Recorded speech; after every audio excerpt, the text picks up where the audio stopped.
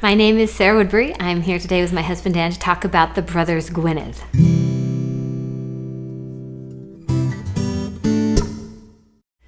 You've talked about the brothers Gwynedd before in a video. Yes, I did, back in 2012, where I sat in the stairwell of Llywelyn Castle and just recited this history of these four brothers fighting among themselves. So, quick rundown on the relations between the brothers, sons of Griffith. But my pronunciations are really bad, so we need to do it again. You know, the thing about visiting a place like Llywelyn, especially for the first time, is that the stories that took place there and the people that live there come alive in a way that is what is interesting to me. It's what makes me want to write books. And the story of the brothers Gwynedd is actually the foundation of the After Cymru series, which is the first series I wrote. So to recap, Llywelyn Fawr had two sons, Griffith, the elder, who was illegitimate, and Dafydd, the younger, who was legitimate. Llywelyn wanted Dafydd to inherit the throne of Gwynedd. To ensure that, he imprisoned Griffith in Criccieth Castle, and we talked about that last week. After Llywelyn died in 1240, Dafydd continued to imprison his brother. In 1241, however, Dafydd was in the midst of a war with King Henry of England, which he was losing. Sanana, Griffith's wife, went to Henry and asked that as a provision of the treaty that ended the war, Griffith would be released from Criccieth. Henry thought that was a great idea, except unbeknownst to Sanana, all he did was exchange Criccieth for the Tower of London, thinking that by imprisoning Griffith he could hold him as hostage to Dafydd's good behavior. And that worked.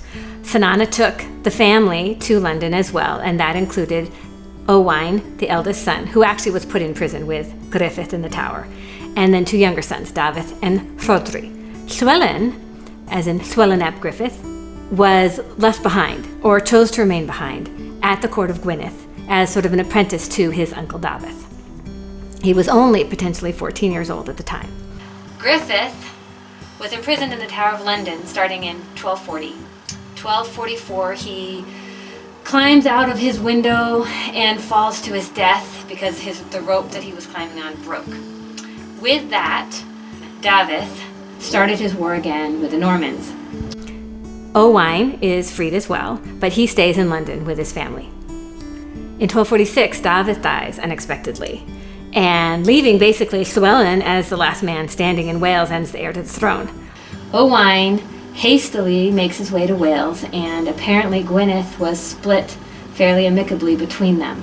The two younger brothers are too young to actually be involved as of yet.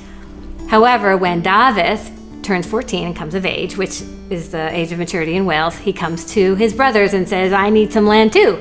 And Llywelyn says no. Owain then conspires with Dafydd to attack Llywelyn, and Llywelyn defeats them in 1255 at the Battle of Bryn Derwyn. He actually imprisons both Owain and Dafydd in Llywelyn Castle. Llywelyn releases Dafydd after a year. He's only 18 years old. Dafydd proceeds to work with Llywelyn until 1263, when he inexplicably defects just at the height of Llywelyn's supremacy. By 1267, Llywelyn is acknowledged by King Henry and his son Edward as the Prince of Wales. But one part of that treaty is that Llywelyn has to take Dafydd back, which he does, in order to be acknowledged as Prince of Wales. Fast forward again, 1274, Dafydd conspires with some other Welshmen and a Marcher Lord to murder Llywelyn. The plot fails due to a snowstorm, and Dafydd flees again for England and Edward, who is by now the King of England. 1277, Edward puts together a massive army and invades Wales, with Dafydd at his side. Llywelyn loses that war, and again, one of the provisions of the treaty, in addition to reducing Llywelyn's land to that west of the Conwy River, gives Dafydd his land back in Wales east of the Conwy River, centered around Denbigh. One of the provisions as well is that Owain, who's been imprisoned for 22 years in Llywelyn Castle, is released. Dafydd apparently lives peaceably with Llywelyn for the next 5 years until 1282, when instead of rebelling against Llywelyn, he rebels against Edward and starts the final war with the attack at Hawarden Castle in 1282. Next week, we're going to talk specifically about Dolbaddarn Castle before getting back to the life of Llywelyn ap Griffith. If you like this video, click on the playlist or subscribe to my channel. There'll be a new video next week. And if you want to check out my books, click on the link to my webpage.